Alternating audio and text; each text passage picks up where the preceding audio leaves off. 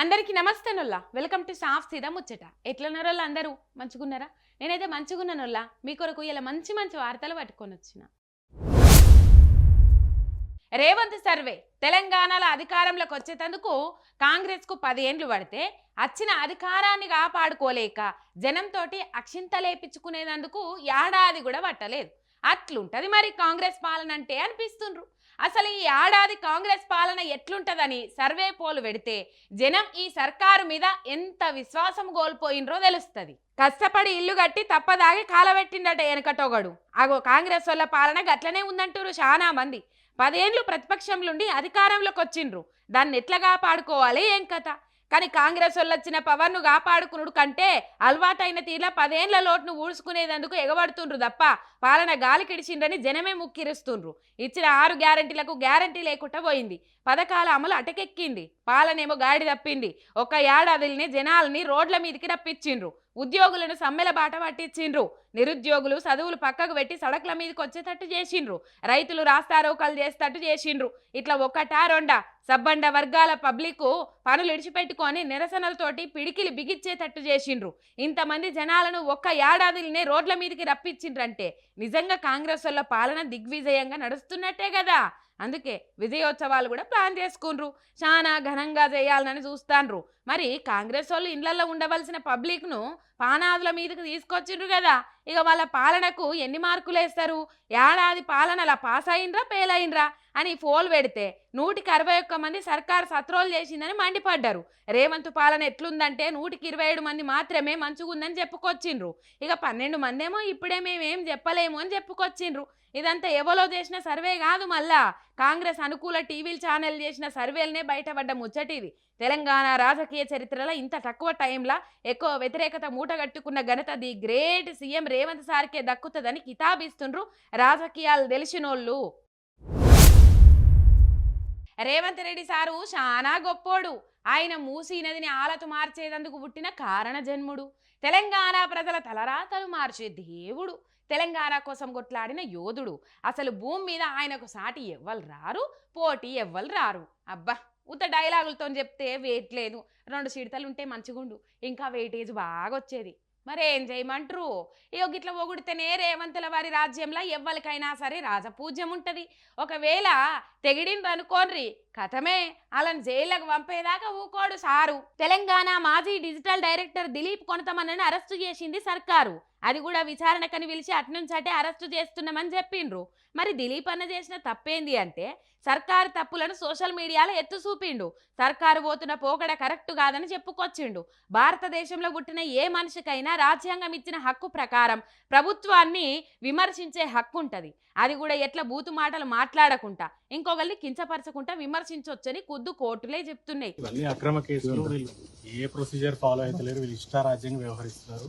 Social మీడియాలో ప్రభుత్వాన్ని ప్రశ్నిస్తే వాళ్ళకి ఇష్టం వచ్చిన సెక్షన్ల కింద కేసులు పెడుతున్నారు. ఎవరిని ఎక్కడ పడితే అక్కడ పికప్ చేస్తున్నారు, అరెస్టులు చేస్తున్నారు.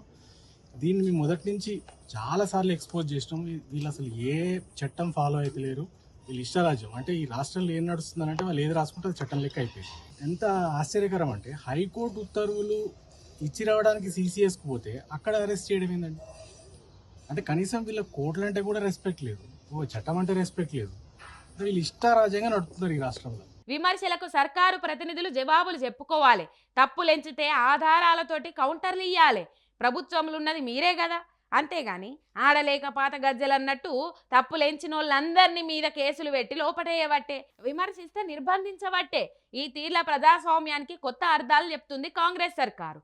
పాలన మీద దృష్టి పెట్టకుండా సోషల్ మీడియాలో ప్రశ్నిస్తున్నోళ్ళ మీద అక్రమ కేసులు బనాయించి హోదా నెంబడి ఇంకోటి పెట్టి కక్ష సాధిస్తాండ్రు. ప్రజలకిచ్చిన హామీల మీదనే కదా ప్రశ్నిస్తున్నది. ప్రజల స్పందననే కదా సోషల్ మీడియాలో పెడుతుంది. ధీటుగా కౌంటర్ ఇచ్చి మీరేందో చూపించుకోవాలి కానీ పవర్ చేతులుందని అందరినీ అరెస్టు చేసి జైలు వేస్తామంటే ఎట్లా? సర్కారు ఇదే పోకడపోతే రానున్న రోజులల్లా జనం జల్దిగానే బుద్ధి చెప్తారని అంటాండ్రు అంతా. 3 నెలల సాము నేర్చి మూలకున్న ముసల్దాన్ని కొట్టిండట. అగో గట్లనే ఉన్నది ప్రజాపాలన సర్కారు తీరు. వీళ్ళను గద్దెనెక్కిచ్చిన సామాన్యులకే గూడు లేకుండా చేస్తుండ్రు. అమ్మ వెట్టది అడక తినానియ్యదన్నట్టు కులవృత్తులు చేసుకునేటోళ్లను సర్కారు ఆదుకోదు. మీదికెళ్ళి వాళ్ళ నోట్లే మన్ను కొట్టే పనులు చేస్తుంటది. పాపం హుజూర్ నగర్లా ఈ కటింగ్ షాప్ అన్న గోస చూస్తుంటే కళ్ళల్లో నీళ్లు తిరుగుతున్నాయి. ఏం గోసది? ప్రజాప్రభుత్వం వస్తే బతుకులు బాగుపడతాయి అనుకుంటారు కానీ ఇట్లా బతుకులు బజార్ల పాలైతాయి అనుకోలేదు. హుజూర్ నగర్లో ఫుట్పాత్ల మీద కటింగ్ షాప్ పెట్టుకొని బతుకుతున్న ఈ బార్బర్ అన్న బతుకును బర్బాద్ చేసిన మున్సిపాలిటోళ్ళు జేసీబీలు పట్టుకొని షాపు ఊలగొడితే ఆ బార్బర్ అన్న ఏడ్చిన తీరు చూసి అందరి కళ్ళల్లో నీళ్లు తిరిగినాయి.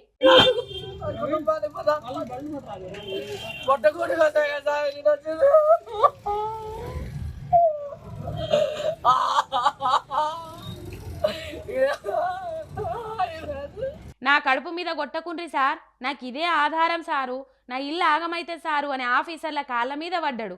బుల్డోజర్కి అడ్డం వన్నాడు. అయినా ఆఫీసర్లు గరగలేదు. సర్కారు జాగాల కబ్జా పెట్టి ఒక్కొక్కడు పెద్ద పెద్ద అంతస్తుల బిల్డింగులు లేపిండ్రు, చెరువులను చెరవట్టి మాలు కట్టిండ్రు. వాళ్ళనేమనేతందుకు చేతులు రావు గాని బతుకు తెరువు కోసం రోడ్డు పక్కకు టేల పెట్టుకొని బతికెళ్ళ తీస్తున్న ఇసొంటోళ్ల మీద మాత్రం రూల్స్ మస్తు స్ట్రిక్కుగా పనిచేస్తుంటాయి. కాంగ్రెస్ పాలనలా సామాన్యుల బతుకులకు భరోసా ఇట్లున్నది, ఏం చేస్తాం? ఎవ్వరికైనా అలా ఫస్ట్ హీరో ఎవ్వలంటే అలా నాన్న అనే చెప్తారు. అమ్మ ప్రేమను వంచితే నాన్న మనందరి బరువును ఆయన భుజాల మీద మోస్తాడు. తండ్రి లేని బిడ్డను ఈ సమాజం ఎట్లా చూస్తుందో, ఎట్లా కష్టాలు పెడతారో అందరికి ఎరుకున్న ముచ్చట్నే. అసొంటి తండ్రి కనబడక తల్లడిల్లిపోయిన బిడ్డలకు 6 ఏళ్ల తర్వాత తండ్రి కనబడితే ఆ సంబురం ఎట్లుంటది? ఇగో ఇట్లుంటది. కన్న తండ్రికి దూరమైన బిడ్డలు 6 ఏళ్ల తర్వాత తండ్రిని కలుసుకున్న ముచ్చట హైదరాబాద్లో అయింది.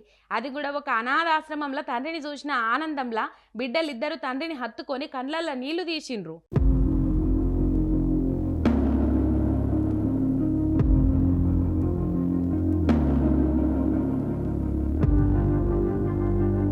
ఆరేండ్ల కింద ఈ పెద్ద మనిషికి క్యాల్ దప్పేటో వెళ్ళిపోయిండట. అప్పటి సంది బిడ్డలిద్దరు ఆడేడ చాన్నే గాలిచ్చిండ్రట.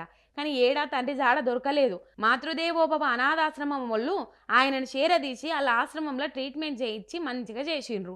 ఇక ఆయన మంచిగా అయినాక వివరాలు అరుచుకొని బిడ్డలకు మతలావిస్తే వాళ్ళు వచ్చి తండ్రిని చూసి ఎగిరి గంతేసుకుంటూ వచ్చి గట్టిగా హత్తుకున్నారు. నేను ఎవరో గుర్తుపట్టినవా అని అడిగితే ఆయన పేర్లతో సహా బిడ్డలిద్దరిని గుర్తుపట్టే వరకు అందరు సంబరపడ్డరు. మనవలు మనవరాళ్ళంతా తాత తాత అని పలకరించిండ్రు. ఇట్లా తండ్రి బిడ్డలు ఒకటయ్యే వరకు ఆశ్రమములు కూడా ఆనందపడ్డరు. ఆయన ఇప్పుడిప్పుడే గోల్కుండు కాబట్టి మంచిగా చూసుకుండ్రని చెప్పి తోలిండ్రు. ఇగో ఇవాళ ఇలాంటి సాఫ్సీద ముచ్చట్లు ఎట్లున్నాయి? మస్తు ఉన్నాయిలే. మళ్ళీ ఇష్టపడి ఇసొంటి ముచ్చట్లు పట్టుకొని వస్తుంది మీరేక. అంతవరకు మీరు చూస్తూనే ఉండండి మీ మిర్రర్ టీవీ శనార్థి.